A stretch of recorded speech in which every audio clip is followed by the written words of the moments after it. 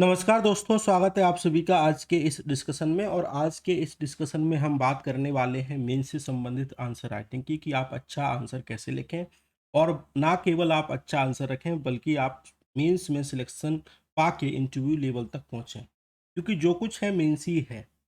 ठीक है, तो प्रीलिम्स हो चुका है, सारी चीज़ें ख़त्म हो चुकी हैं, लेकिन अब आपको प्रीलिम्स की कट ऑफ के बारे में, प्रीलिम्स की आंसर की के बारे में पीछे नहीं पड़ना चाहिए। जो कुछ है, जो होना था हो चुका, कितना भी टफ पेपर था, आना था आ चुका। अब आपको उस लेवल पे नहीं सोचना चाहिए, अब आपको मेंस के लेवल पे सोचना चाहिए कि हमको मेंस के कैसे लिए क्वालिफ़ाई करें। ठीक है? तो मेंस के संबंध में हमको बात करनी चाहिए। कुछ बच्चे नए हैं तो उनको मेंस से संबंधित आइडिया नहीं रहता, पहली बार आंसर लिखते हैं तो उनको समझ में नहीं आता किस प्रकार लिखें।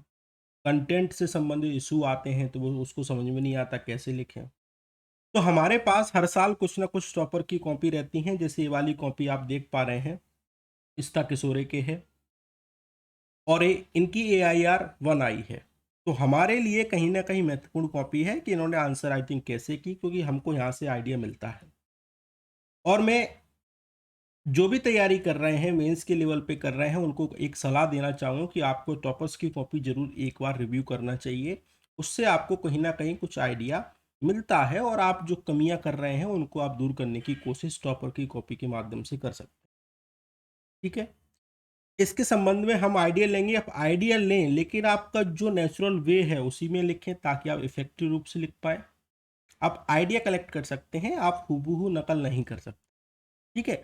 तो यहाँ पे क्या स्ट्रेटजी है, 3 थिंग जो लर्न करने की आवश्यकता है। पहली आवश्यकता है कि जो अशिता किशोरी जी हैं, उनकी जो आंसर राइटिंग की जो कॉपी है, मेंस की कॉपी है, वो बहुत कुछ कहती है कि आपको 3 थिंग हमेशा याद रखनी चाहिए। पहली आपको याद रखनी चाहिए कि आप किसी भी आप कोई भी क्वेश्चन है, अगर आप उसका उत्तर लिख रहे हैं, आंसर दे रहे हैं, तो आपको इंट्रोडक्शन होना चाहिए, डायग्राम होना चाहिए, कंक्लूजन होना चाहिए।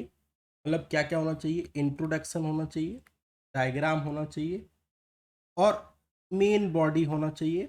उसके बाद आप कंक्लूजन की बात करेंगे। मेन बॉडी में आपको उस चीज़ के बारे में पूछा है तो पॉजिटिव की बात होगी, उसके बारे में पूछा है नेगेटिव की बात होगी और फिर आप जाएँगे तो आप सजेशन की बात होगी।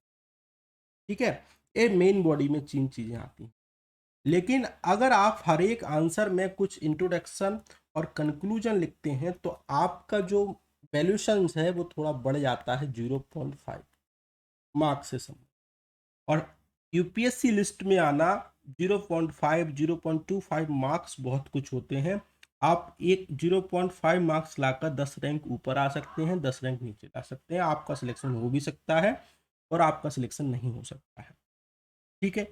तो 3 थिंक हमको याद करने की आवश्यकता है कि सबसे पहले आप इंट्रोडक्शन लिखेंगे, फिर आप मेन बॉडी पे जाएँगे, फिर आप मेन बॉडी में 3 चीज़ें होंगी। आप जो भी जिसके बारे में पूछा गया है उसके संबंध में पॉजिटिव बातें लिखेंगे, नेगेटिव बातें लिखेंगे और सजेशंस लिखेंगे, फिर आप आएँगे कंक्लूजन। ठीक है? आपका जो इंट्रोडक्शन है और जो कंक्लूजन है वो आपस में इंटरलिंकिंग होना चाहिए, तभी वो एक धारा प्रवाह आंसर में बना रहता है, इस बात को ध्यान। ठीक है? लोगों का लिखने का तरीका अलग-अलग रहता है, कुछ लोग पॉइंट वाइज़ लिखते हैं, कुछ लोग पैराग्राफ में लिखते हैं, लेकिन ज़्यादा जीएस से संबंधित जो आंसर रहते हैं, वो पॉइंट वाइज़ हमको देखने को मिलते हैं। जो अधिकांश टॉपरों ने लिखे हैं, वो पॉइंट वाइज़ आपको देखने को मिलते हैं, क्योंकि जो चेकर होता है, वो उसको आसानी से समझ में आता है, बहुत सारी चीज़ें समझ में। अब जैसा कि इन्होंने ये वाला प्रश्न लिखा कि with example discuss how the culture, tradition from various region of India get reflect in regional music. ठीक है? भारत के विभिन्न क्षेत्रों की सांस्कृतिक परंपराएं क्षेत्रीय संस्कृति में, क्षेत्रीय संगीत में किस प्रकार प्रतिबिंबित होती हैं। ठीक है? इस प्रकार इन्होंने कहा। अब संगीत के बारे में अगर जो जनरल जो एस्पिरेंट होगा वो 2 चीज़ें लिखेगा, 2 चीज़ हर कोई पढ़ता है, जैसे कि वो हिंदुस्तानी संगीत पढ़ता है, एक कर्नाटक संगीत पढ़ता है, 2 चीज़ें पढ़ता है। लेकिन उन्होंने क्या किया, सबसे पहले तो इन्होंने खूबसूरत इंटरलिंक किया कि हमारी जो इंडियन कल्चर है वो डाइवर्स है और रिच है, ट्रेडिशन में रिच है और इसके हमारे पास बहुत सारे एविडेंस हमको देखने को मिलते हैं रीजनल म्यूजिक के। जो कि इन्होंने डायग्राम के माध्यम से शो किया। और ये डायग्राम की आपको इंस्टेंट नहीं बना पाओगे, आप इसको 15 से 50 बार प्रैक्टिस कर लोगे, 2 सेकंड में आप डायग्राम आसानी से बना सकते हो। तो इन्होंने कहा कि पहाड़ी जो संगीत है वहाँ पे आपको देखने को मिलता है हिंदुस्तानी म्यूजिक, जिसको शास्त्रीय संगीत भी बोलते हैं। संगीत जो शास्त्रीय भावना जो आपको असम में देखने को मिलेगा, ट्राइबल म्यूजिक और कर्नाटक म्यूजिक, ठीक है, और मीरा भजन। और महाराष्ट्र में भी आपको बहुत सारी चीज़ें देखने को मिलेंगे संत, ठीक है। जो महाराष्ट्र के संत, जो फेमस संत है, इनको एक डायमेंशन और हम ऐड कर सकते हैं, ठीक है, इन फ्यूचर अगर आप देखें। तो रिफ्लेक्शन में इन्होंने कहा कि कर्नाटक में जो तीर्थन है वहाँ पे देखने को मिलता है 3 आपको त्रिमूर्ति देखने को मिलेंगे, त्यागराज, मुत्तुस्वामी और श्याम शास्त्री। तो इन्होंने एक डायग्राम के माध्यम से समझाया, डायग्राम के माध्यम से जो चेकर है आसानी से समझ में गया और कम शब्द की आवश्यकता हमको पड़ी, मतलब कि गागर में सागर इन्होंने भर दिया, ठीक है। एक लाइन में रखते तो पढ़ता, डायग्राम के माध्यम से इजीली इन्होंने समझ लिया। तो ये लिखने की कला है, पॉइंट में इन्होंने कहा। एक एक करके फिर उन्होंने समझा दिया। कर्नाटक पर्सनल इन्फ्लुएंस इसमें देखने को मिलता है, भक्ति मूवमेंट का इन्फ्लुएंस इसमें देखने को मिलता है, ट्राइबल म्यूजिक में कहा किसका इन्फ्लुएंस हमको देखने को मिलता है, ईस्ट इंडिया में सारी चीज़ें हैं।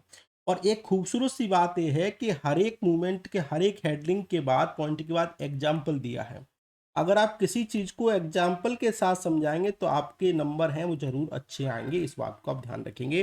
चाहे आप इथिक्स का हो, इथिक्स में तो एग्जाम्पल बहुत ही ज़्यादा आवश्यक है, लेकिन आज से आप ध्यान रखेंगे कि कोई भी आप जीएस का पेपर लिखते हैं उसमें एग्जाम्पल जरूर लिखेंगे। इसलिए आप कोई भी अगर नोट्स बनाते हैं किसी भी टॉपिक के, तो उस टॉपिक के बाद हर एक सब टॉपिक खत्म होने के बाद आप एग्जाम्पल उसमें जरूर मेंशन कर लें, क्योंकि एंड जो एग्जाम टाइम पे आपको सारी चीज़ें याद नहीं आती हैं, तो आप क्या करेंगे, बहुत सारी जो चीज़ें हैं एग्जाम्पल आप लिखेंगे, 10-15 बार रिवीजन होगा, तो आप जब लिखने बैठेंगे तो वो सारी चीज़ें आपको याद आ जाएंगी, ठीक है।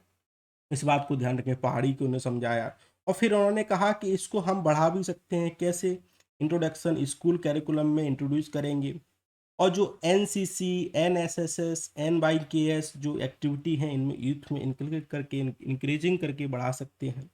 तो बहुत सारी चीज़ें इन्होंने कही, मतलब कहने का मतलब है, इससे आप देख सकते हैं अगर ये वाला डायग्राम अगर ये ना बनाए, इनके नंबर 1 नंबर कम। लेकिन इससे इम्प्रेशन एग्जामिनर के माइंड में गया, ठीक है इतनी सारी चीज़ें हैं, रीजनल जो चीज़ें हैं इनका हमको म्यूजिक पे इतना सारा प्रभाव देखने को मिलता है। आप अगर नहीं भी पढ़ेगा तो सारी चीज़ें हो जाएंगी, वैसा ऐसा होता नहीं है, नहीं पढ़े लेकिन माइंड में क्लियरिटी हो गई, ठीक है। इस प्रकार से आप चीज़ें कर सकते, ठीक है। इस प्रकार से आप चीज़ें करेंगे तो आपको ज़रूर नंबर अच्छे मिलेंगे, इस बात को आप ध्यान रखें। तो इस प्रकार की चीज़ें आपको प्रैक्टिस से आएंगी, जितनी ज़्यादा आप प्रैक्टिस करेंगे उतनी ज़्यादा आपकी एफिशिएंसी बढ़ेगी, उतनी ज़्यादा आपके मार्क्स बढ़ने के चांसेस रहेंगे, ठीक है। तो अधिकांश चीज़ें आप डायग्राम, वेन डायग्राम, ये सारी चीज़ों के माध्यम से शो कीजिएगा। और ये सारी चीज़ें कब आएंगी, जब आप प्रैक्टिस, ठीक है। प्रैक्टिस है तभी ऑफर, ठीक है। इस तरीके से आप मेंस की आंसर राइटिंग करिएगा। और इससे संबंधित जितनी भी सारी चीज़ें हैं हम इसको एक बार अपने टेलीग्राम चैनल पे डाल देंगे, या फिर पोस्ट में हम आपको दे देंगे, ठीक है। तो वहाँ से आप डाउनलोड कर सकते हैं इसको। और ये सारी चीज़ें हैं, बहुत सारी अपडेट पाने के लिए सोशल मीडिया पे मुझे फॉलो कर सकते हैं, आपको यूट्यूब चैनल पेज पे मिल जाएगा। इसी शुभकामनाओं के साथ आप मेंस की आंसर राइटिंग करते रहिएगा, ऑप्शनल को साथ रखिएगा, ऐसे को रखिएगा। अभी फ़िलहाल जब तक कि प्रीलिम्स का रिजल्ट नहीं आ जाता है, आंसर की कट ऑफ के चक्कर में ना पड़ें, इस बात को आप ध्यान रखेंगे, ठीक है।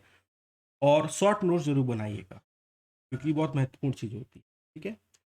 तो इसी शुभकामनाओं के साथ आपका प्रीलिम्स हो।